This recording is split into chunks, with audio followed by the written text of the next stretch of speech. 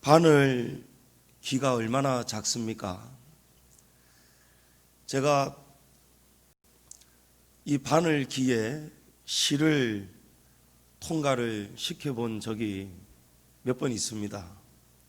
할머니께서도 잘 안 보인다 하시면서 바늘 귀에 실을 좀 끼워달라고 하셨던 기억도 있고, 근데 눈이 잘 보이는데도 이 조그만한 바늘귀에 충분히 통과하고도 남을 이 실을 끼워 넣는 것도 쉬운 일이 아니었다는 것을 제가 기억하고 있습니다. 예수님께서 예수님의 제자들에게 낙타가 바늘귀로 들어가는 것이 부자가 하나님의 나라에 들어가는 것보다 더 쉽다라고 말씀하셨습니다. 낙타가 바늘귀를 그 조그마한 구멍을 들어가고 통과하는 일은 이건 굉장히 어려운 일이 아니고 이건 불가능한 일입니다. 그런데 이 어렵고 불가능한 일보다 더 어렵고 불가능한 일이 부자가 하나님의 나라에 들어가는 일이 훨씬 더 어렵다는 거예요. 자, 그러면 제가 우리 성도님들 대충 아는데 우리 가운데 사실 좀 부자다운 부자는 없는 것 같습니다. 그러면 하나님을 잘 믿어도 부자는 천국 가기가 이렇게 힘들까요? 오늘 말씀이 돈이 많다고 해서 돈이 많은 것 때문에 하나님 나라에 들어가는 것이 이렇게 어렵다, 예수님이 그렇게 말씀하시는 것이 아닙니다. 예수님이 이 말씀을 하실 때에는 그 앞에 본문의 배경을 우리가 보아야 되는데, 바로 우리가 잘 아는 부자 청년의 이야기가 나옵니다. 부자 청년이 예수님께 찾아와서 영생을 물었습니다. 어떻게 해야 영생을 얻습니까? 예수님이 계명을 지켜야 된다. 부자 청년이 막 기쁨이 넘쳤어요. 왜냐하면 계명을 지키는 것만큼은 자신이 있었기 때문에, 둘째가라면 서러울 만큼 자신이 있었기 때문에, 예수님, 제가 계명 하나만큼은 자신 있습니다. 제가 어렸을 때부터 이 계명들을 다 지키고 지금까지 왔습니다 하니까 예수님께서 내게 아직도 부족한 한 가지가 있다 하시면서 내 모든 소유를 팔아서 가난한 이웃들에게 나누어 주어라 말씀하셨습니다. 그리하면 하늘에서 내게 보화가 있을 것이다. 예수님이 이 말씀하셨습니다. 그런데 이 청년이 앞에까지는 좋았는데 한 가지 이 부족한 한 가지에 대해서 예수님이 말씀하시자 이 청년이 재물이 많음으로 근심하고 돌아갔다는 거예요. 계명 지키는 거 굉장히 어려운 일입니다. 율법을 거의 완벽하게 지키고 살아온 이 청년, 굉장히 어려운 일을 하고 살아왔습니다. 그런데 예수님이 부족한 한 가지를 가르쳐 주실 때에는 맥없이 시험에 들고 인상이 바뀌고 한마디 남기지 않고 그냥 돌아서서 가버렸다는 거예요. 그래서 예수님이 이 말씀하신 거예요.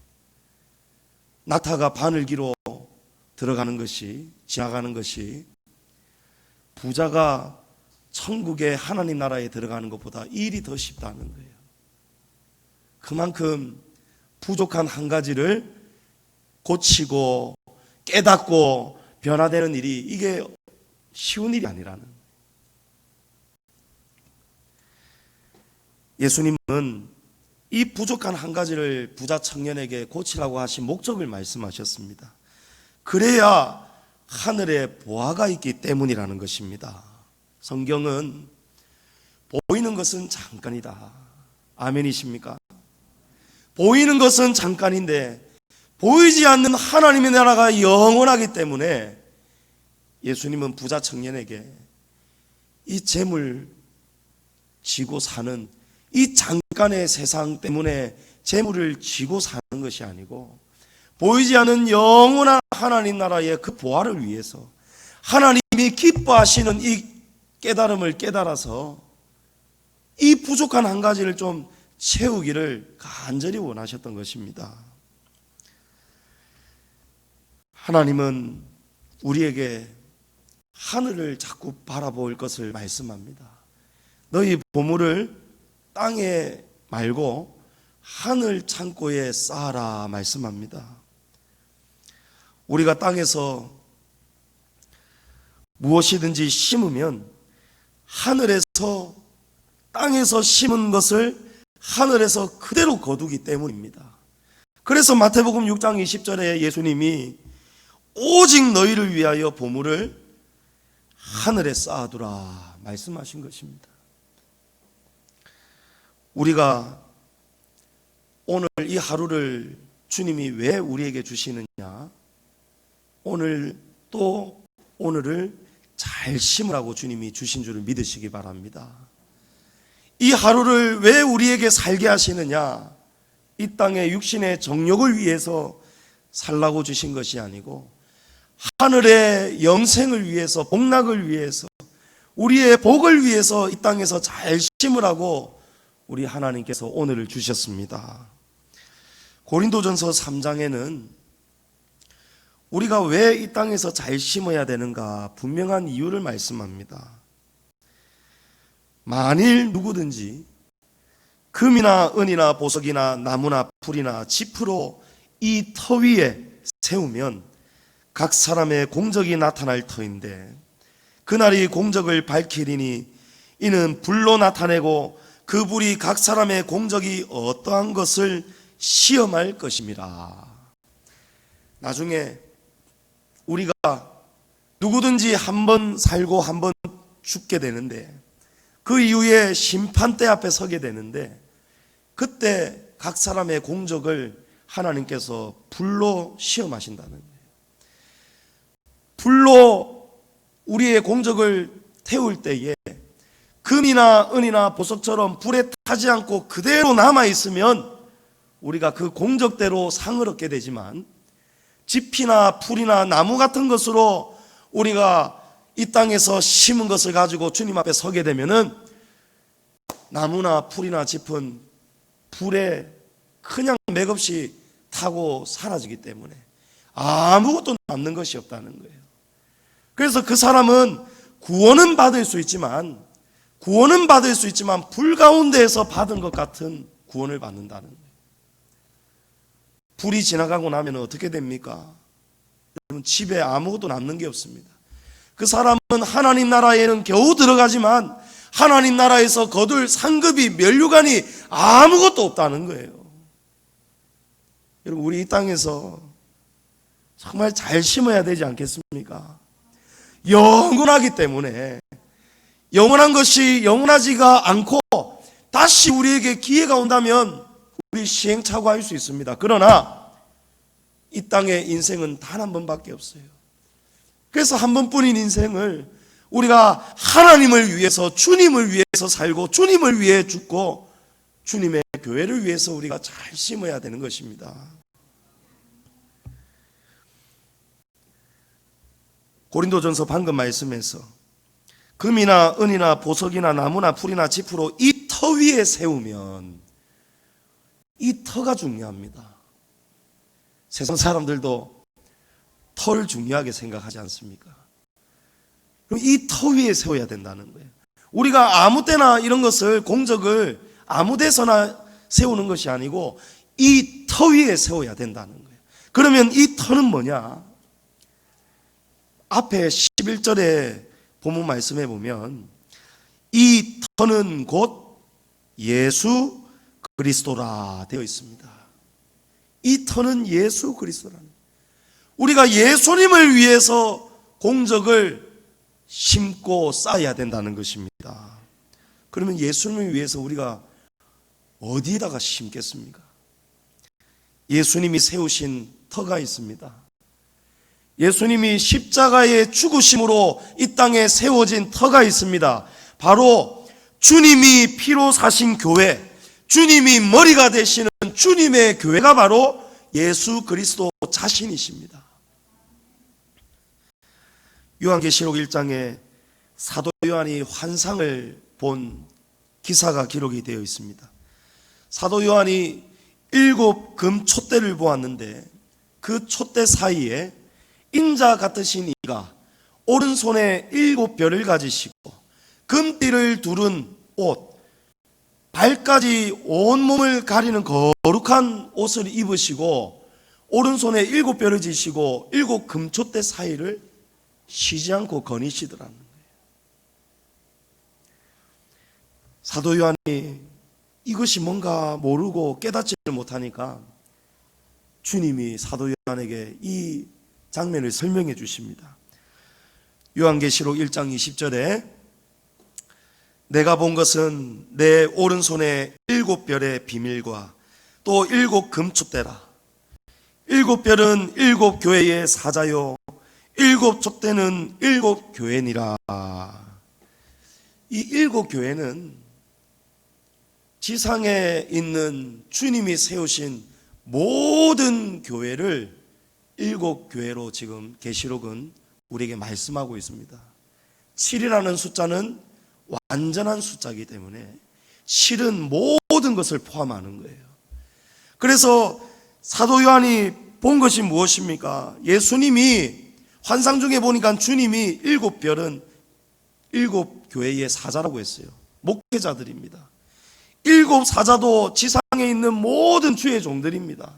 물론 그 중에는 거짓 종도 있겠지만 주님이 부르셔서 주님이 세우신 주님의 종들을 주님이 직접 손에 쥐시고 주님께서 주님의 교회를 쉬지 않고 관리하시고 감독하시고 주님이 거닐고 계시다는 거예요. 이스라엘을 지키시는 이는 졸지도 않으시고 주무시지도 않는다고 했습니다. 우리 예수님이 이 땅에 이 터로 세우신 주님의 교회를 쉬지 않고 주님이 주목하고 계시다는 거예요. 주님의 교회를 쉬지 않고 돌아다니면서 주님이 돌보고 계시다는 거예요. 그러니까 가장 주님이 사랑하시고 주님이 세우신 이 터, 주님이 가장 관심을 가지시는 곳이 이 땅에 어디입니까? 주님의 교회라는 거예요. 디모데전서 3장 15절에는 이 집은 살아계신 하나님의 교회요 진리의 기둥과 터이니라 말씀합니다. 우리 교회는 하나님 나라의 진리의 기둥이고 터가 된다는 것입니다. 하나님께서 지상에 있는 이 교회를 통해서 하나님의 나라를 확장해 가시고 하나님 나라의 백성을 이 교회를 통해서 진리를 통해서 진리의 기둥과 이 터가 되게 하셔서 하나님의 나라를 지금 세워가고 계시다는 거예요. 그래서 교회는 곧 하나님 나라입니다. 하나님의 나라가 나타나는 것이 바로 우리 교회를 통해서 나타나는 거예요. 오늘 본문 29절은 주님이 뭐라고 말씀합니까? 내가 진실로 진실로 너희에게 이르노니 하나님의 나라를 위하여 집이나 아내나 형제나 부모나 자녀를 버린다는 현세의 여러 배를 받고 내세의 영생을 받지 못할 자가 없느니라. 예수님이 부자 청년에게 부족한 한 가지를 좀 채우라고 하셨는데 부자 청년이 이걸 채우지를 못하고 시험 들고 떠나버렸어요. 그리고 나서 제자들에게 예수님이 이 말씀을 하신 거예요. 너희는 이렇게 살아라. 너희는 이렇게 살아라. 하나님의 나라를 위해서. 이 하나님의 나라는 곧 이 땅의 교회입니다. 주님이 세우신 교회를 위해서 너희가 이렇게 사랑을 쏟고 마음을 쏟고 힘을 다하고 목숨을 다 쏟아 넣으면은 나중에 하늘에서도 영생과 복락을 누리겠지만 주님이 현세에서도 누리되 100배나 누릴 수 있도록 하나님이 은혜를 넘치도록 주신다는 거예요. 할렐루야. 위대한 동행 책에 보면 우리 교회에 담을 쌓은 3부자의 이야기가 나옵니다.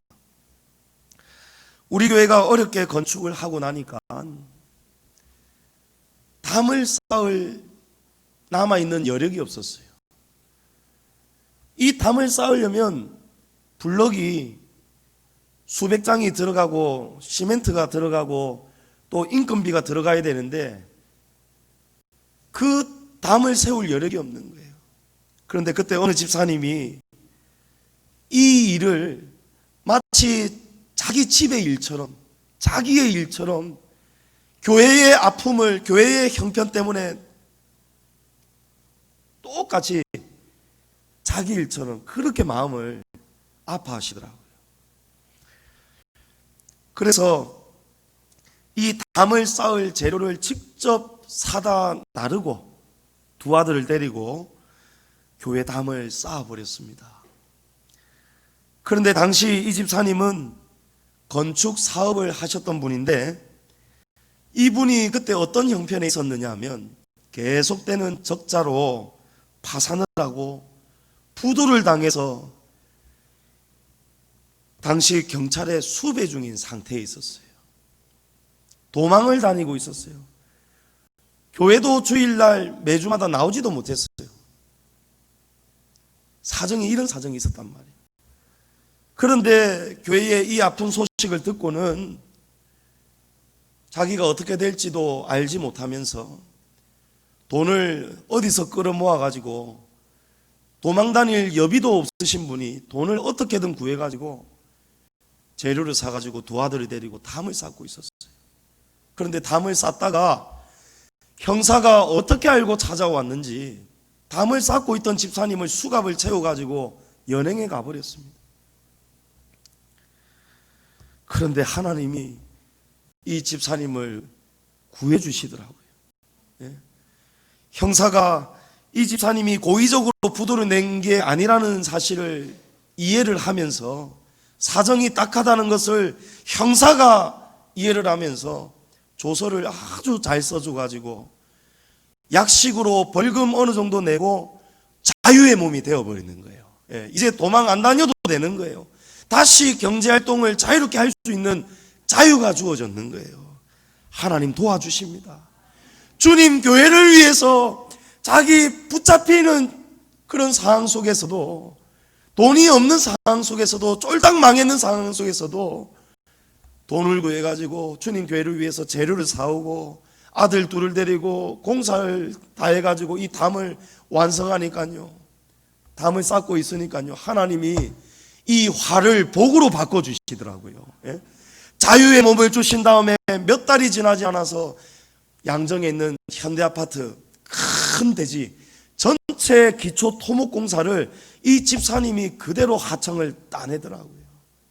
만약에 집사님이 이 사건 없이 자유의 몸이 안 되었더라면, 여전히 도망다니고 있었더라면 이 공사의 복은 손에 쥘 수가 없는 복이겠죠. 그러니까 하나님 안에 있는 자는요, 넘어져도 엎어져도 코가 깨진다 할지라도 하나님이 결국은 잘 되게 도와주시더라고요. 교회를 사랑으로 섬기는 일은 물질의 넉넉함이 아니더라고요. 돈이 있어서 주님의 교회를 사랑하고 돈이 없고 부족하면 주님의 교회를 섬길 수가 없고 이런 문제가 아니더라고요.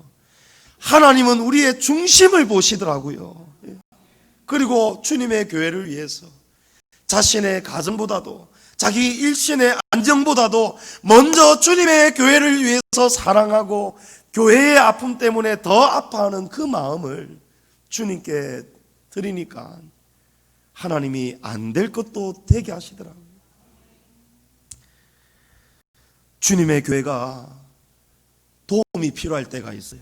주님의 교회가 어려울 때가 있어요.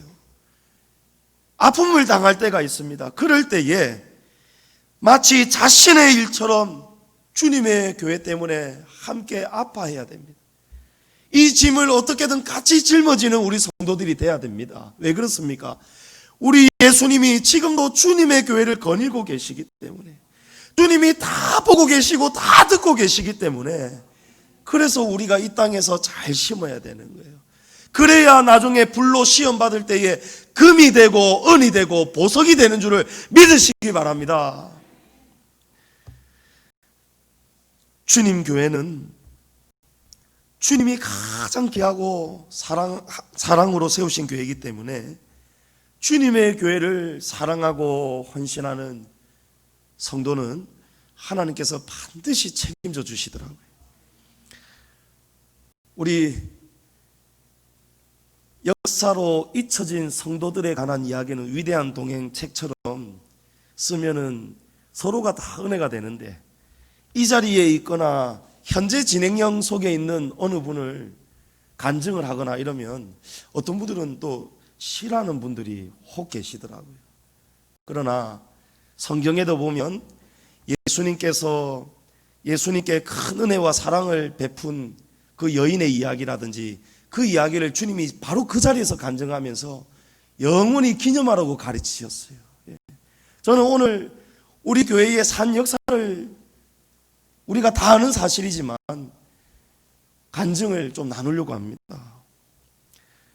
김성순 권사님, 우리 18년 전에 교회 가장 어려울 때 우리 교회로 오셨습니다. 그때 갑자기 남편 돌아가셔서 과부가 되셔가지고 그때 딸 아들, 중학생, 고등학생인 딸 아들 데리고 갑자기 마산에서 부산으로 오게 되셨어요. 그때 우리 교회에 오셨을 때 우리 교회 형편이 어떻게 됐냐면, 건축 빚 때문에, 높은 이자 때문에 교회가 그냥 하루도 바람 잘 날이 없었어요. 목사님 보고 동구에 오라고 막 고함치고 난리치고. 그래서 어떤 한 날은 재직회를 열었는데 누가 어떤 의견을 내냐면, 우리 지금 교회가 돈도 없는데 강단에 꽃꽂이가 웬 말이냐, 꽃꽂이 이제부터 아예 그냥 우리 하지 말자, 아끼자, 전략하자, 화분도 놓지 말자 이래가지고 여기에 있는 이 강단이 아주 삭막해져 버렸습니다. 그때 올로 목사님 마음이 너무 아프셨다고 해요. 그래서 하나님이 교회 회복시켜 주셨을 때에 그때 메마르고 삭막했던 그 아픔 때문에 올로 목사님이 이 오천지를 그냥 동산으로 만들어 버리지 않습니까? 이 강단에 꽃 한 송이 없었어요. 근데 그때 권사님이 오셨는데 권사님이 그걸 보시더니 자신 자비로 꽃을 사오셔서 꽃꽂이를 하시고 강단 장식을 하기 시작하셨어요. 교회 재정으로 안 하고 권사님 자비로 하셨어요. 그러니까 얼마나 많은 핍박과 미움을 받았는지 모릅니다.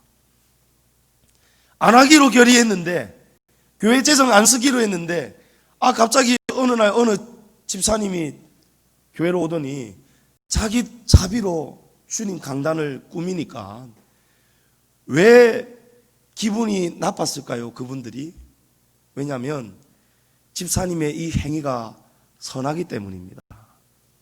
하나님이 이것을 기뻐하신다는 사실을 알기 때문이에요. 그래서 자신들은 더 하나님 앞에서 죄책감이 들고 질투가 나는 거예요.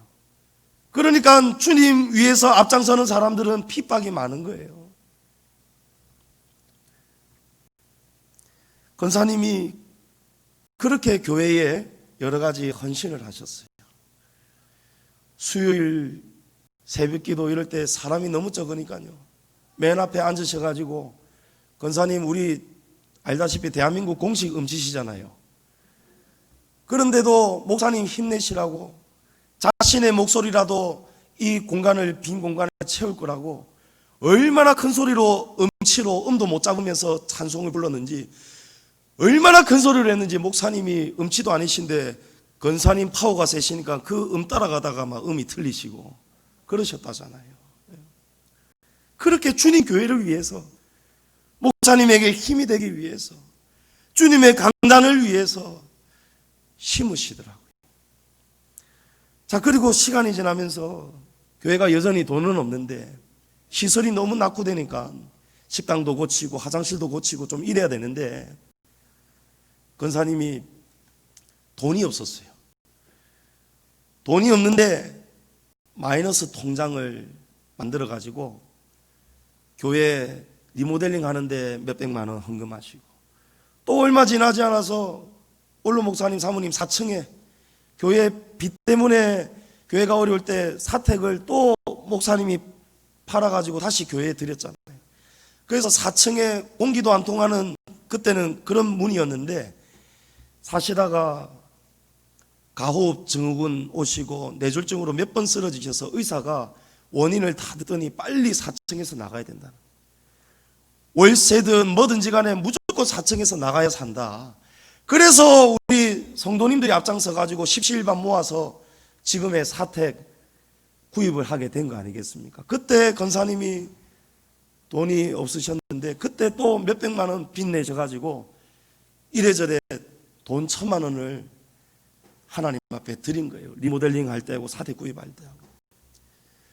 자, 그리고 난 다음에 권사님이 요 망미동 사실 때에 보증금 2,800만 원 보증금 집에 사셨는데 관사에서 여기 회사에서 관사를 무상으로 잠시 얼마가 될지는 모르겠지만 살라고 할 때 이 집을 빼면서 보증금 2,800만 원이 수중에 들어오게 된 거예요.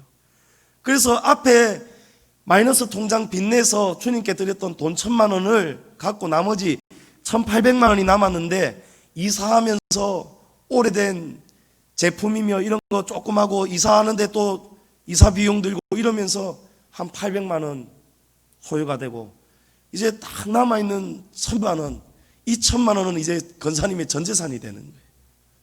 그런데 이 남아있는 이 1,000만 원을 우리 교회 주차장 원해서 구입한 것도 아니잖아요. 하나님이 정확하게 사인 주셔가지고 구입하게 될 때 권사님이 이 마지막 전 재산 1,000만 원을 주님 교회를 위해서 드린 거예요. 그런데 하나님께서 그 사랑과 헌신을 얼마나 귀하게 받으셨느냐 하면은 권사님이 이제 얼마 지나지 않아서 저 관사를 비워줘야 되는데 돈이 없잖아요. 보증금 2,800만 원 잘 보관했어야 되는데 교회에 일이 있을 때 냈던 그 빚을 냈던 거 갚아버리고 이사 비용 나가버리고 또 주차장 때문에 하나님 앞에 남아있는 거 다 드렸단 말이에요. 세상 사람들이 보기에는 정말 미친 거죠. 교회를 다녀도 예수님을 믿어도 그렇게 믿어야 되나? 과부가 아니 아무리 그래도 나왔을 때에 보증금 얻을 단돈 500만 원이라도 남겨놓든지 다 드리는 경우가 어디 있느냐. 그런데 그때 권사님 아들이 서울에 직장 생활하고 또 딸도 조금 생활하고 있을 텐데 이 자녀들이 겨우 몇백만 원씩 서로 모아가지고 돈 1,000만 원 해서 산후맨션 1,000만 원 보증금 들고 넣고 달세 살고 계셨어요. 그러던 어느 날 하나님께서 희한한 사건을 만들어 주시죠. 그래서 권사님에게 거의 한 근 1억에 가까운 돈이 하늘에서 그냥 하나님이 뚝 던져주시잖아요. 그 돈 가지고 권사님이 지금의 집을 사게 된 거예요. 물론 지금 대출금 조금 남아있지만 한 푼도 없던 사람이 하나님이 집을 사게 하시더라고요. 예? 여러분 이거 별거 아닌 일입니까? 하나님의 역사가 아니겠습니까? 예? 여러분 그뿐이 아니죠. 권사님 18년 병무청 근무하시고 정년 퇴직하셨어요. 권사님은 아무 생각이 없는데 그 병무청의 과장들, 관부들이 퇴직하고 나면 뭐 할 거냐? 퇴직하고 나면 뭐 할 거냐? 권사님이 받으시는 연금 가지고 생활하려면 이전에 직장 생활할 때 받았던 봉급에 비하면 반보다도 훨씬 적은 거예요. 그래서 권사님이 늘 기도했다는 거예요. 하나님, 나 퇴직하더라도 직장이 있어서 퇴직하기 전하고 똑같이 지금처럼 주님 교회를 위해서 힘을 다해서 교회의 보탬이 되고 싶습니다. 주님 헌금 생활도 열심히 하고 싶습니다. 그런데 은퇴도 하기 전에요. 퇴직도 하기 전에 부산 국립국악원에 시설관리과 직원을 정직원을 뽑는데 거기에 권사님을 다른 분이 과장이 추천을 하면서 이거 빨리 넣어봐라. 딱 이틀 남았어요. 마감이. 자기 소개서도 도와주고 권사님이 컴퓨터 못하니까 접수하고 이메일로 하는 거 여기저기서 막 도움의 손길들이 나와가지고 자기들이 더 흥분해가지고 자기소개서도 권사님이 불러주고 쓰고 이렇게 한 거를 다른 분이 하루 종일 들여다보면서 같이 수정하고 도와주고 권사님을 도와줬다는 거예요. 여러분, 공무원들이 그런 공무원이 어디 있습니까? 저만 생각해도요, 제가 만약에 우리 청년이나 누가 자기소개서 좀 도와주십시오 한다면 제가 하루 종일 그 자기소개서 내가 도와줄 자신이 없어요. 그런데 자기 일하기도 바쁜 공무원들이 젊은 청년부터 해가지고 나이 많은 과장 온 사람들이 막 권사님 이 일을 위해서 십시일반 도와주더라는 거예요. 그래가지고 1차 서류 합격했습니다. 그리고 2차 면접 볼 때에도 이 주변에서 면접 준비하자. 왜냐하면 그분들은 고위직에 있으니까 여러 공공기관의 면접관으로 다녔기 때문에 권사님에게 예상되는 질문을 막 하면서 가르쳐주고 레슨을 막 시키기 시작하는 거예요. 나중에 알고 봤더니요,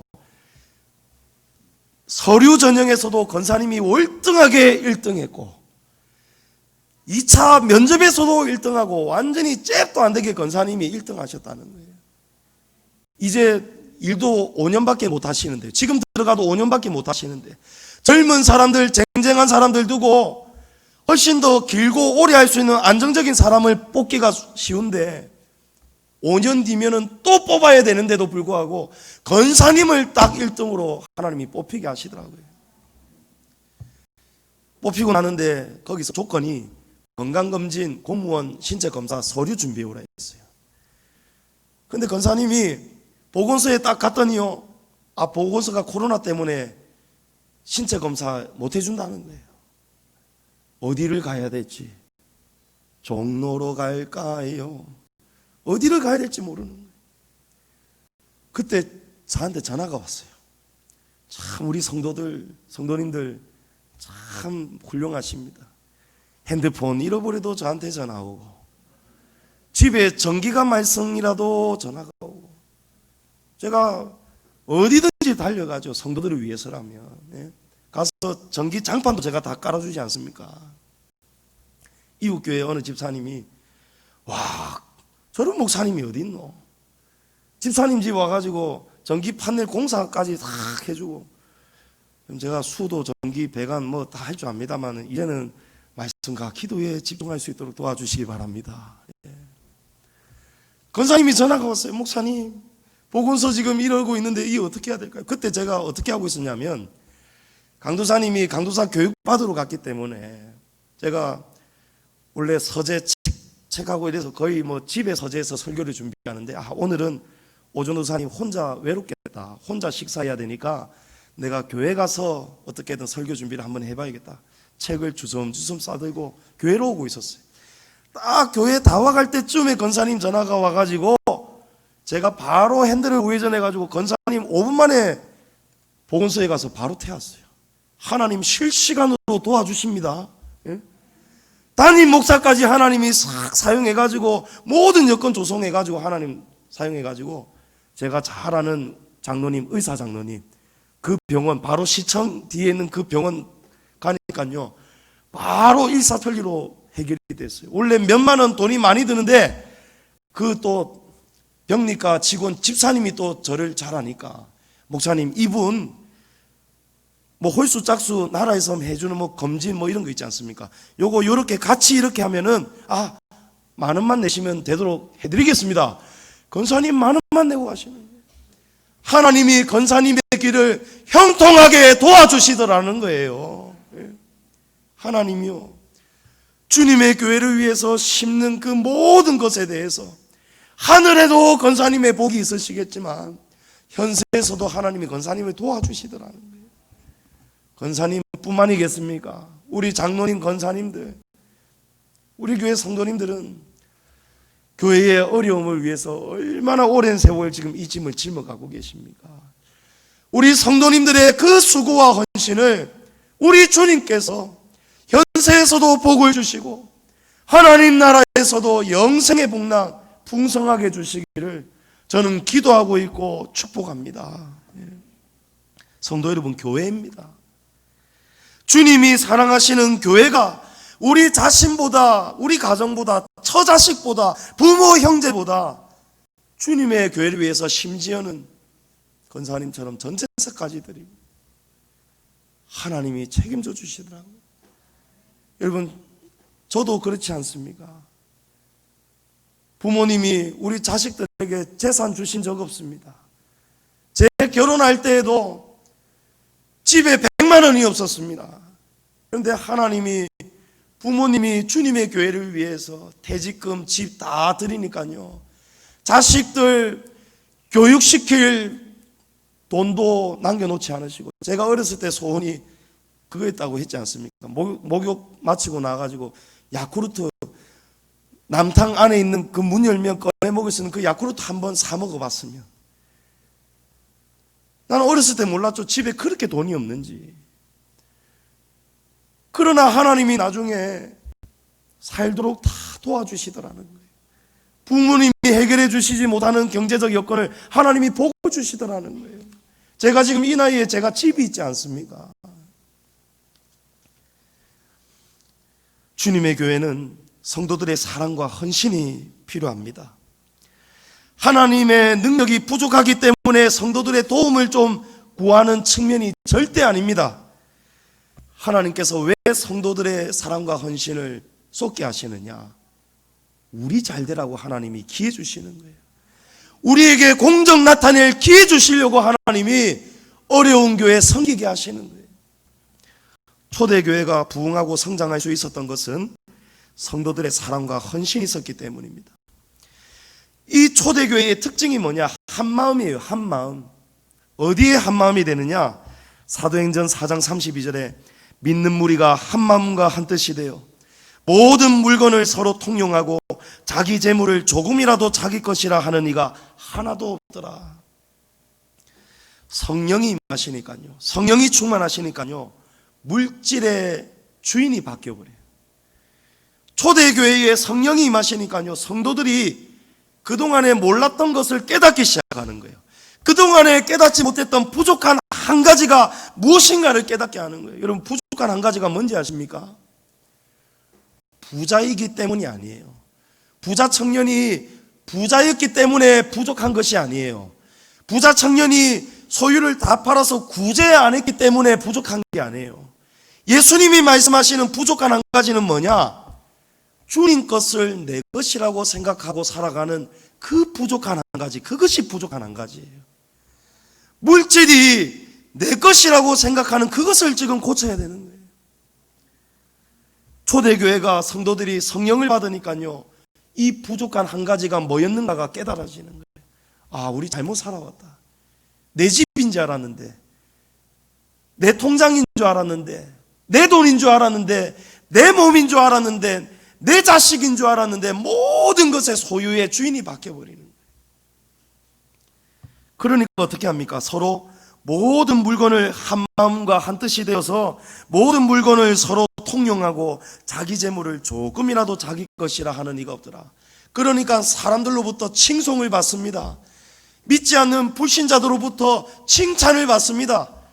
그러니까 막 날마다 하나님이 어떻게 합니까? 구원을 받는 성도의 수가 많아지게 하시는 거예요. 여러분, 교회는 그렇게 부흥하는 것입니다. 물질의 주인이 우리라고 착각하는 것이, 그것이 부족한 한 가지예요. 저는 오늘 이 말씀을 통해서 우리 성도들이 이 부족한 한 가지가 있었다면 초대교회처럼 우리도 이것을 깨닫는 역사가 일어나기를 축복합니다. 신명기 8장 18절에도 내 하나님 여호와를 기억하라. 그가 내게 재물 얻을 능력을 주셨습니다. 여러분, 우리 재물이 아니라는 거예요. 내가 기술이 좋아서 공장에서 일하고 사업에서 돈 버는 것이 아니고 하나님이 우리에게 재물 얻을 능력을 주신다는 거예요. 여러분, 애굽이 얼마나 부유한 나라입니까? 발로 물대는 나라예요. 가뭄이 와도 끄떡 걱정이 없어요. 나일강이 얼마나 넘실거리고 풍부합니까? 그러나 하나님이 10가지 재앙을 몰아붙이시니까 이 나라가 망하기 시작하지 않습니까? 여러분, 하나님 덕분인 줄 아셔야 되는 거예요. 우리 것이 아니고 하나님 것인 줄을 아셔야 되는 거예요. 그 부족한 한 가지를 깨달으셔야 되는 거예요. 부자 청년에게 예수님이 말씀하신 부족한 한 가지가 바로 이 부분. 주님 것을 내 것이라고 생각하고 살아가는 바로 이것을 주님이, 그러나 내게 아직도 한 가지 부족한 것이 있다. 네가 가진 재물 네 것이 아니야. 네 것이 아닌 것을, 주님 것을 주님께 드려보아라. 주님이 우리에게 왜 물질 주시는지 아십니까? 우리에게 복 주시려고 주시는 거예요. 복을 심으라고 물질 주시는 거예요. 그런데 부자 청년이 이 부족한 한 가지가 있잖아요. 재물이 많으니까요, 이 물질이 내 것이라고 착각하니까요, 아까워서 못 드리는 거예요. 내 거니까. 그러니까 주님 말씀에 순종할 수가 없어요. 부족한 한 가지가 있기 때문에 순종이 안 되는 거예요. 주님 것인데도 주님께 드릴 수가 없는 거예요. 그런데 더 중요한 것이 있습니다. 더 중요한 게 있어요. 정말 중요한 겁니다. 이거는요, 오늘 성찬식이 있기 때문에 제가 정말 이 평소보다 더 빨리 마쳐야 되는데, 제가 이 설교 주님 다음 주에 하면 안 되겠습니까? 안 됐다는 거예요, 하나님께서. 제가 지금 얼마나 지금 진땀이 나고 힘든지 몰라요. 어제 밤에는 거의 잠을 못 자고요, 오늘 아침에는요, 물도 한 모금 겨우 먹고 나왔어요. 온 신경이 쓰이고요, 원수마귀가 이 설교 못하게 하려고 얼마나 저를 지금 힘들게 하고 방해했는지 모릅니다. 그런데 오늘 지금 딱 이 순간부터 하나님이 지금 저를 지금 딱 붙잡아주고 계십니다. 시간이 가더라도 성도 여러분, 정말 이 부족한 한 가지를 잘 들으셔야 돼요. 잘 깨달으셔야 돼요. 더 중요한 게 뭐냐, 우리가 만약에 드릴 수 있는 믿음이 있더라도, 주님께 드렸다 하더라도 드리고 난 이후에 여전히 내 것을 드렸다라고 생각을 하고 살아간다면 이것은 복이 되지 못하고 우리에게 독이 되고 맙니다. 주님 것을 주님께 드렸다라고 살아야 돼요. 내 것을 주님 교회에 드렸다 생각하면 안 된다는 거예요. 마가복음 14장에는 예수님께 큰 은혜를 입었던 한 여인이 순전한 나드 옥합을 깨뜨려서 예수님의 머리에 부어드리는 사건이 기록되어 있습니다. 그런데 그 장면을 보고 예수님의 제자들 중에 일부가 막 분노하고 화를 내기 시작했어요. 마가복음 14장 4절에 어떤 사람들이 화를 내어 서로 말하되 어찌하여 이 향유를 허비하는가. 일부 제자들이 막 불만이 얼마나 강했으면, 지금 예수님, 스승님이신 예수님이 앞에 계시고 거기에 이 여인이 향유옥합을 깨뜨려서 예수님 머리에 붓고 있는데 막 화를 내기 시작하는 거예요. 그 중에 제일 책망하는 제자 가룟 유다였죠. 가룟 유다가 뭐라고 하냐니까, 이 여인을 어떻게 책망하냐면, 아니 이것을 300데나리온에 팔아서 가난한 자들에게 주었으면 더 좋을 뻔하지 않았느냐. 예수님이 사랑을 받고 섬김을 받고 있다가 예수님이 얼마나 마음이 민망하시겠습니까? 얼마나 민망하셨을까요? 근데 예수님이 가룟 유다에게, 제자들에게 이 말씀하시는 거예요. 어찌하여 그를 괴롭게 하느냐. 어찌하여 그를 괴롭게 하느냐. 그가 내게 좋은 일을 하였느니라. 가난한 자들은 항상 너희와 함께 있으니 아무 때라도 원하는 대로 도울 수 있거니와 나는 너희와 항상 함께 있지 아니하리라. 그는 힘을 다하여 내 몸에 향유를 부어 내 장례를 미리 준비하였느니라. 그래서 예수님이 이 말씀을 또 하시죠. 이 여인을 온 천하에 너희가 어디서든지 복음이 전파되는 곳에는 이 여자가 행한 일도 말하여 그를 기억하라. 일부 제자들, 특히 가룟 유다에게는 화가 나고 책망할 일인데 예수님의 생각은 전혀 달랐어요. 우리의 생각하고 기준하고 하나님이 바라보시는 생각하고 기준이 전혀 다를 수가 있다는 것을 우리는 항상 조심해야 됩니다. 우리가 주님 교회를 위해서 귀한 것을 드리고 헌신하고 심는 것도 중요하지만 더 중요한 것은 우리가 하나님이 원하시는 대로 잘 심어야 돼요. 하나님의 뜻을 잘 알아야 돼요. 주님 교회의 화평을 지키고 덕을 지키는 게 훨씬 더 중요합니다. 헌금 많이 하고 봉사 많이 하고 그래서 목에 힘주어서 주님의 뜻이 아닌 다른 뜻으로 이 제자들처럼 다른 이들을 책망하고 교회를 화평을 깨면 안 된다는 거예요. 교회의 화평이 깨어지고 성도들이 시험에 걸려 넘어지기 쉬운 아주 위험한 부분이 여러분 바로 교회의 재정 문제입니다. 교회의 재정이에요. 향유옥합을 깨뜨려서 사용하는 문제를 두고 이것이 300데나리온이나 하는 가치가 있는 물건이기 때문에 이 옥합을 사용하는 문제를 두고 예수님의 생각하고 일부 제자들의 생각이 정면으로 부딪혀 버렸습니다. 달랐습니다. 교회 재정 사용 문제를 두고 우리는 재직회를 열고 공동의회를 엽니다. 자, 재직회를 열고 공동의회를 열 때에 자주 나오는 장면이 바로 제가 말씀드리는 이 장면이에요. 예수님의 제자들하고 예수님의 생각이 달라서 서로 이렇게 대립하는 바로 이런 장면이 재직회하고 공동의회에서 자주 나옵니다. 교회 재정은 당연히 꼭 필요한 곳에만 사용돼야 됩니다. 쓸데없는 곳에 절대 나가면 안 됩니다. 그런데 이 기준이요, 재정이 사용되는 목적과 그 결과를 우리가 연말에 나눠드리고 이럴 때에 그걸 바라보는 우리 성도들의 생각하고 기준하고 목회자하고 다를 수가 있어요. 당회의 생각하고 성도들의 생각이 다를 수가 있어요. 이 사건처럼 예수님의 생각하고 예수님의 일부 제자들의 생각이 다를 수가 있어요. 왜 이 돈을 이런 데 쓰느냐 하는데 예수님은 그를 좀 그만 괴롭히라는 거예요. 우리가 주님의 뜻하고 우리의 생각이 다를 수가 있다는 것을 기억해야 된다고 말씀드렸죠. 사탄이 가장 교회의 화평을 깨뜨리는 주무기가 바로 이 재정 문제입니다. 그리고 이 주무기가 어디에서 난도질이 나타나느냐 하면 재직회하고 공동의회입니다. 우리가 하나님께 드린 물질 정말 귀한 물질입니다. 우리 성도들이 정말 열심히 땀 흘리고 노동해서 번 정말 귀한 물질입니다. 그런데 하나님께 드린 물질은 주님께 드린 것으로 깨끗하게 끝이 나야 됩니다. 끝이 나야 되는 거예요. 예수님이 부족한 한 가지 이걸 지금 깨달으라는 거예요. 처음부터 그것은 우리 게 아니었다는 거예요.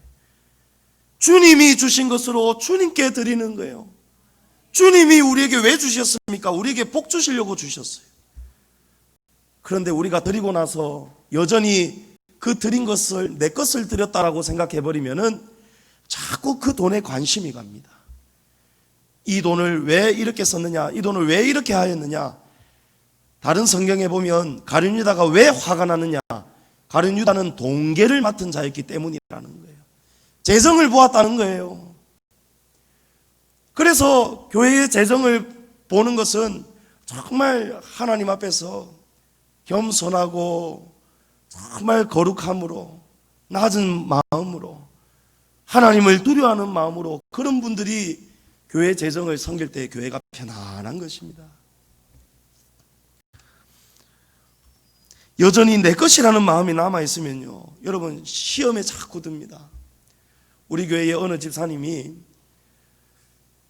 결혼하라고 결혼을 못했는데 오래되었는데도 돈이 없어서 결혼을 못 올렸는데 친정 어머니가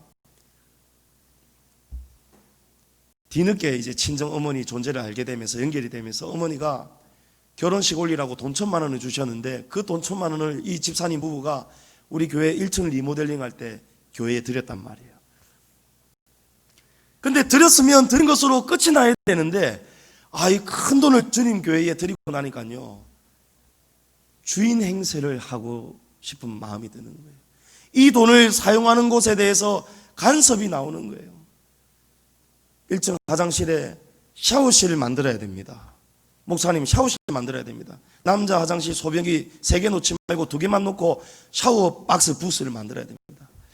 목사님께서 집사님 좋은 생각입니다만은 우리 교회 규모로 볼 때 소변기가 3개는 정도 돼야 되겠고 샤워를 할 일은 거의 잘 없지 않겠습니까? 이 문제를 가지고 목사님하고 양보 없이 끝까지 이러다가 이 집사님이 막 시험에 들고 마음이 상해버렸어요. 이거 왜 그렇습니까? 왜 목에 그런 힘이 나타납니까? 드렸으면 드린 것으로 잊혀져야 되는데, 잊어야 되는데 자꾸 내 것을 드렸으니까 내가 이 정도도 말 못하느냐, 이런 말까지 나오더라고요. 가룟 유다 보십시오. 왜 이 옥합을 이런 데 사용했느냐? 여러분, 나설 수가 없는, 나서지 말아야 되는 자리에 나서지 않습니까? 이것을 구제비로 사용하면 더 좋지 않느냐? 예수님을 앞에 두고 싸우는 거예요. 제가 부교육자로 몇 교회를 거치면서 그 교회들마다 재직회하고 공동의회 하는 것을 제가 경험을 했습니다. 그런데 은혜로 마친 경우를 단 한 번도 본 적이 없습니다. 교육자의 사례를 올려야 될지 말아야 될지, 한쪽에서는 내립시다, 아닙니다, 동결합시다, 아닙니다, 목회자들 얼마나 힘들겠습니까, 더 올려줍시다, 자기네들끼리 싸우기 시작하는 거예요. 목회자들 앉혀두고. 다른 교회 목사님이 은퇴를 앞두고 계셨는데, 은퇴한 이후에 목사님 생활비를 얼마를 줄지, 집을 몇 평을 할지, 이런 걸 가지고 성도들끼리 막 싸우기 시작하는 거예요. 여러분, 그 자리에 앉아 계시는 그 목사님의 마음이 얼마나 찢어지겠습니까? 얼마나 찢어지겠습니까? 부모 앞에 두고 자식들이 부모 이런 거 해주자 저런 거 해주자 막 가지고 막 서로 싸울 때, 아유 부모님 무슨 차 필요 없다, 막 중고차 사자, 아유 새 차 사드리자, 아이고 뭐 얼마나 남으셨다고, 됐다 막 중고차 사드리자, 부모님 옷 한 벌 해드리자, 메이커 명품 해드리자, 아이고 뭐 필요 없다, 이것 가지고 막 자식들이 옥신각신할 때 부모 마음이 어떻겠습니까? 예수님 앞에 두고 지금 제자들이 그 짓을 한 거예요. 예배 드리고 은혜 다 받고 예배 마치고 재직회를 하는데요, 야, 그 회가, 은혜는 사라지고 나중에는 사단의 회가 되더라는 거예요. 여러분, 왜 그렇습니까? 전부 다 어디에 문제가 있습니까? 이 부족한 한 가지를 깨닫지를 못하는 거예요. 전부 다 교회의 재정이 내 것을 드렸기 때문에 이것을 성도들이 다 나서서 관여를 안 할 수가 없는 거예요. 왜냐하면 물질 있는 곳에 마음이 있기 때문에. 교회 재정은 회의를 거치고 우리 각자의 생각으로 의논이 되고 관여가 시작되면요, 그 회는 이미 사단의 회로 변질될 수밖에 없습니다. 왠지 아십니까? 우리 각자의 기준과 생각이 다 다르기 때문에 그렇습니다. 어떤 분은 교육자 사례가 많다라고 여기는 사람도 계실 것이고, 어떤 분은 교육자 사례가 적다라고 느끼는 분도 계실 것이고, 어떤 분은 가룟 유다처럼 이 향유옥합을 300데나리온에 팔아서 구제비로 쓰는 것을 원하는 분도 계실 것이고, 전부 다 달라버리는 거예요. 교회 재정은 우리가 중요한 일에 대해서는 반드시 공동의회를 가집니다. 우리 교회는 반드시 공동회의를 가집니다. 중요한 교회의 재산 문제에 대해서는. 그러나 일반적으로는 우리 당회를 통해서, 당회에서 일반적인 재정을 다 집행하고 있습니다. 목사 한 사람의 뜻으로 교회 재정 단돈 10,000원도 사용할 수 없습니다. 장로님 한 분의 뜻으로 교회 재정 단돈 10,000원도 쓸 수가 없습니다. 세 사람이 당회로 모여가지고요, 하나님 앞에서 기도하고 당회 시작합니다. 하나님이 보시기에 선하고 기뻐하시고 온전하신 뜻을 우리 당회를 통해서 잘 깨닫게 도와주십시오. 기도하고 또 결정이 되고 나면은 결의를 하고 기도로 마칩니다. 우리 교회의 재정은 전부 다 그렇게 운영이 되고 있습니다. 우리가 주님의 교회를 위해서 몸으로 충성하고 물질로 충성하는 것도 중요하지만 더 중요한 것은요, 주님 교회의 화평을 지키고 덕을 지키는 거예요.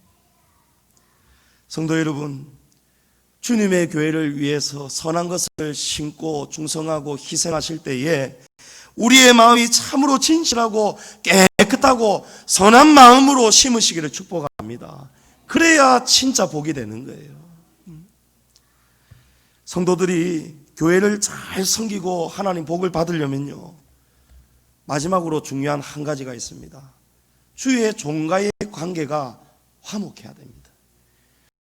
주의 종하고 관계가 화목하지 못하면요, 주님의 교회를 기쁨으로 성도들이 섬길 수가 없습니다.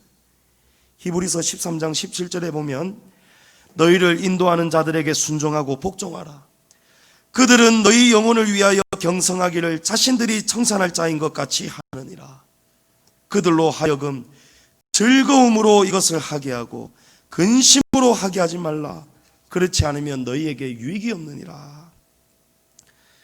주의 종은 하나님께서 주님의 양물이 성도들을 돌바라고 하나님이 대리해서 세우신 주님의 종입니다. 주의 종은 목숨을 다해서 충성을 다해야 됩니다. 성도들의 영혼을 위해서 늘 깨어 기도하고 성도들을 위해서 울어야 되는 거예요. 믿음이 자라지 못하고 주일 성수가 잘 안 되고 헌금 생활이 온전하게 되지 못한 성도들 가서 말은 못해도, 다칠까봐 말은 못해도 주의 종은 기도할 때마다 그 영혼을 위해서 울기도 하고 기도합니다. 그래서 성도들은 주의 종이 이런 일을 즐거움으로 할 수 있도록, 부족함이 없도록, 걱정거리, 염려거리, 근심거리가 없도록 주의 종을 성도들은 동력해 주어야 된다는 거예요. 만약에 이렇게 하지 않으면 유익이 없다는 거예요. 주의 종의 마음을 아프게 하거나 상하게 하면 유익이 없다는 거예요. 제가 성도들을 위해서, 우리 성도님들을 위해서 기도합니다마는 어떤 때는 하나님이 제 기도 잘 안 들어주실 때도 계세요. 그러면 제가 하나님 앞에, 하나님 왜 제 기도 안 들어주십니까? 제가 우리 성도님들을 위해서 이 부분을 기도하는데 주님 도와주십시오.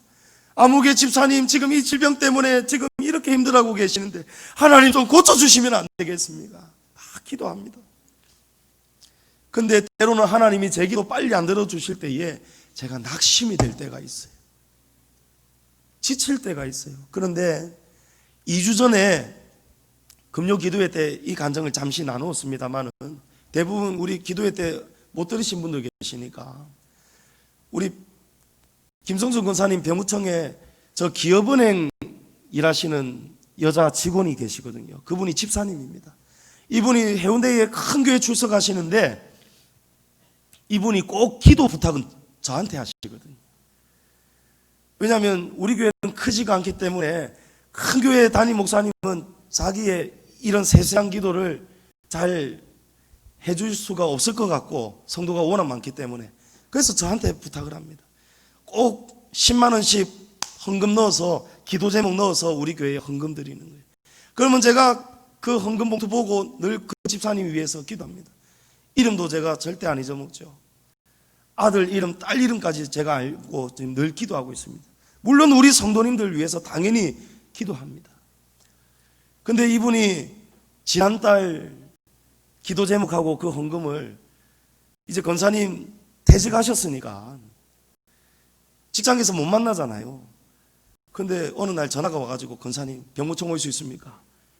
네, 지난달 이거 드릴 테니까 좀 목사님께 드려주십시오 하면서 간증을 하는데, 꿈에 주님이 어떤 모습으로 나타나셨는지는 모르겠지만 주님이 나타나셔서 생생한 음성을 들려주시면서 목사님의 기도가 너에게 얼마나 큰 힘이 되는 줄 모르느냐 하시더라는 거예요. 주님이. 왜 표정이 그렇습니까? 이제 곧 끝납니다. 곧 끝나요. 그러면서 생각나가지고 아이고 정신이 차려지면서 권사님 빨리 오세요. 이거 목사님께 전해주세요. 그러고 제가 또 그걸 받게 된 거예요. 제가 힘이 나는 거예요. 아, 하나님 알고 계시는구나. 하나님이 알고 계시는구나. 내가 기도 드리는 거, 성도들을 위해서 기도하는 거 알고 계시는구나. 제가 대단해서가 아닙니다. 주의 종이 대단해서가 아니에요. 주님이 세우신, 우리 인간이 보기에는 정말 무익하고 부족한데 주님이 보시기에는 그래도 개중에 주님이 골라서 세우셨단 말이에요. 그래서 나 같은 인간을 주님이 목사로 부르셨다는 거예요. 그래서 내가 자격이 있어서 이 자리에 있는 게 아니고요. 제가 하나님이 세우시니까 하나님이 제 기도를 들어주시는 거예요. 하나님은 주의 종과 성도가 주고받는 사랑과 동력을 정말 기뻐하십니다. 그래서 갈라디아서에 보면 가르침을 받는 자는 말씀을 가르치는 자와 모든 좋은 것을 함께 해라. 열왕기하 4장에는 수넴 여인이 나오죠. 이 여인이 엘리사가 그 집 앞을 지나갈 때마다 최선을 다해서 쉴 곳과 먹을 것을 공급하고 섬겼습니다.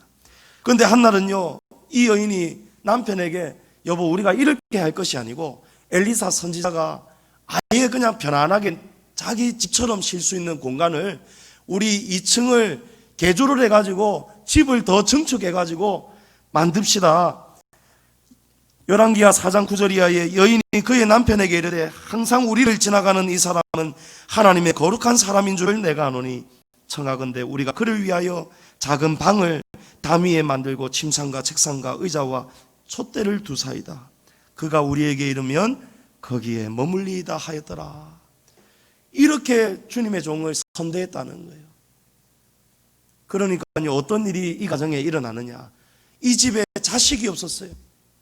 남편은 너무 늙어가지고 자식을 생산할 수 있는 그런 여건이 없었어요. 그런데 하나님이 아브라함에게 주신 기적처럼 이 가정에 기적을 베풀어 주셔가지고 그 다음 해에 아들을 하나님이 이 가정에 주시는 거예요. 아들을 주시는 거예요.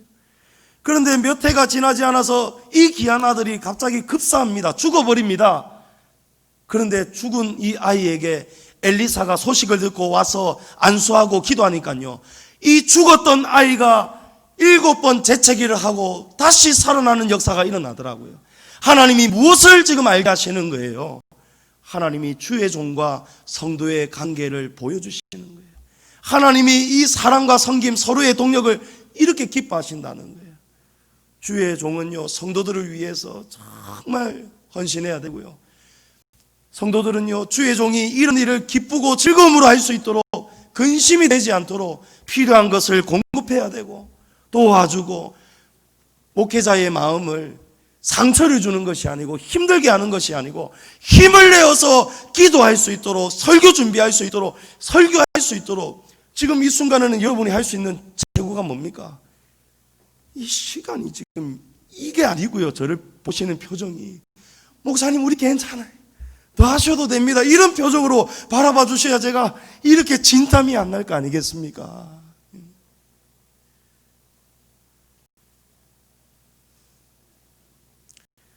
성도 여러분, 오늘 제가 교회 앞에 전한 말씀 가운데 혹 누군가에게는 거슬리는 부분으로 다가오는 부분이 있을 수도 있습니다. 그러나 하나님이 제게 주신 사명은 이 사명이에요. 하나님이 기뻐하시는 말씀을 저는 여지없이, 과감없이 있는 그대로 저는 전해야 되는 거예요. 오늘 이 말씀 가슴에 깊이 겸손하게 받으시고 새기는 성도는 분명하게 하나님의 앞에 복을 받을 것입니다. 부족한 이 한 가지를 깨닫고 나면은 현세에서도 복을 받고 하나님 나라에서도 많은 영광을 누리게 될 것입니다. 우리가 사랑으로 교회를 섬길 때 이제 주님 것을 내 것이라고 착각하는 일이 없도록 이 부족한 한 가지를 잘 깨닫고 채우셔서 주님의 교회에 아름다운 덕이 넘치고 주의 종과 성도가 서로 사랑하고 동역하는 우리 교회 공동체 될 수 있기를 주님의 이름으로 축복합니다.